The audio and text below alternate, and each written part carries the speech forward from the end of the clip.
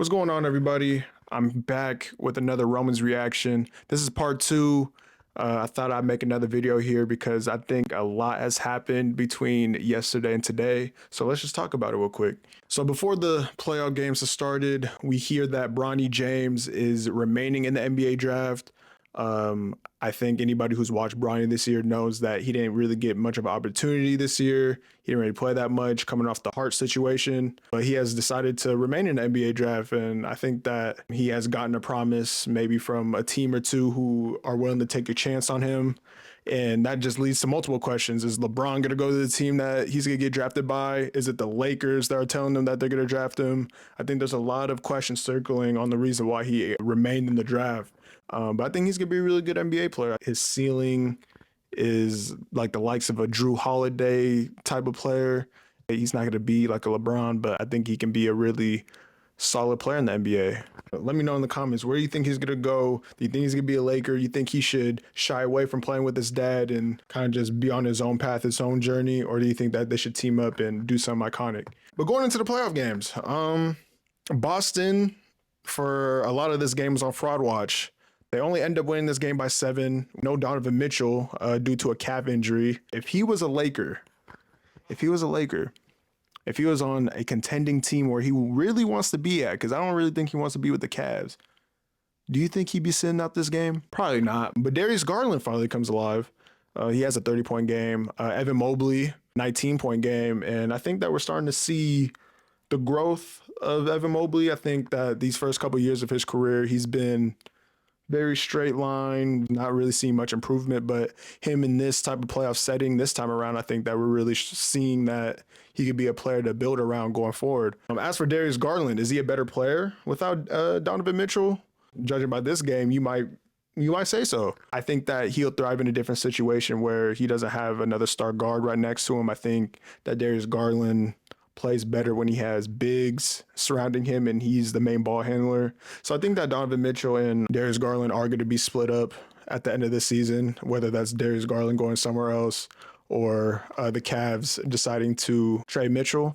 As far as this game, though, I mean, you get 25 plus points from Jason Tatum and Jaylen Brown, but you still only win by 7. I think that the bench production from Payton Pritchard was the key to this game. But it has me questioning everything at this point. Are they ready to take that next step and go win a championship? I think that the fact that the Cavs are even in this game, or it was either remotely close, kind of just shows you where are the Celtics at? Can we trust them going down to the finals? If they meet a Denver or even a Minnesota, are they able to beat them? Are they going to beat them? And right now, I'm saying no, especially without Kristaps Porzingis. I think that we're really seeing his absence being felt. There's not a whole lot of offensive production going on outside of Jason Tatum and Jaylen Brown. So I think that that's something to look for.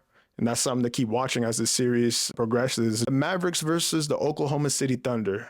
Luka and PJ Washington at the end of the game missed some very crucial free throws. Luka, that has been a struggle for him in his career, playoffs and regular season. PJ Washington has been playing very well in these playoffs. They just missed clutch free throws and OKC gets the dub, and now they got all the momentum going back to OKC. The OKC Thunder are going to take this series. I know it was a struggle for them going in game 3. A lot of what I noticed is just paint clutter, not a lot of offensive rebounding. A shot goes up, nobody else is there to get the rebound. So I think that needs to be cleaned up. Chet Holmgren, I think that he needs to show up a little bit more, be stronger down there in the paint. Man, I think that we're seeing the downfall of Josh Giddey right now. 0 points in 12 minutes. He's not really playing that much. It seems like he's unplayable out there after having a pretty solid season this season. He's one of their main ball handlers, their main playmakers, and he's getting duds in the playoffs. So that's also something to watch. Shai Gilgeous-Alexander, as he showed up with a game-high 34 points. The Mavericks now, their backs are against the wall going back to OKC. We know what Luka and Kyrie can do. PJ Washington's been showing up, but where are the others at? I think that we got to get Derek Lively involved a little bit more. I think we got to get Josh Green involved a little bit more. I think he needs to take a little bit more of Tim Hardaway's minutes. Tim Hardaway, I mean, he's very solid. I just think the thing his dad's kind of vouching for him, but at the end of the day, I don't think that he's the X factor of this series. I think more Josh Green minutes is what would benefit this team. So yeah, those are my playoff thoughts. I think that OKC is going to win this series in six. I think they're going to win the next two. Boston, although I think the Cavs played really well today without Donovan Mitchell, even with Donovan Mitchell, I think that the Celtics are just too much for them. So I think that the Celtics are also going to win the next game. And as for Bronny James, um, he's going to be a first round pick. I think someone's going to take him in the late first, and it's going to be as shocking as when the Cavs took Anthony Bennett as the number one pick. I think he's going to be a solid NBA player. Let me know what you guys think in the comments. Thank you for tapping in with the Layup Lounge. Make sure you like and subscribe. And we out of here. And one more thing for Boston, this is a do or die series for them as well. I think a lot of futures within this organization is on the line. Is Joe Mazzulla going to be the coach? If they don't win the NBA Finals, because I think they've been to the Eastern Conference Finals for so long.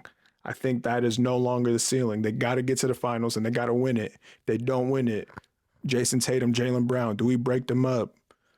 I think are we going to see a rebuild if they don't make it all the way there? They're still looking a little inconsistent. We just gave Drew Holiday a bunch of money and he's been You know what I'm saying? He's been So we're going to see what happens there. But yeah, the Cavs cooked. The Mavs, it's looking tough. But I mean, I'm not going to underestimate Kyrie and Luka. But anyways, make sure you like and subscribe. We out.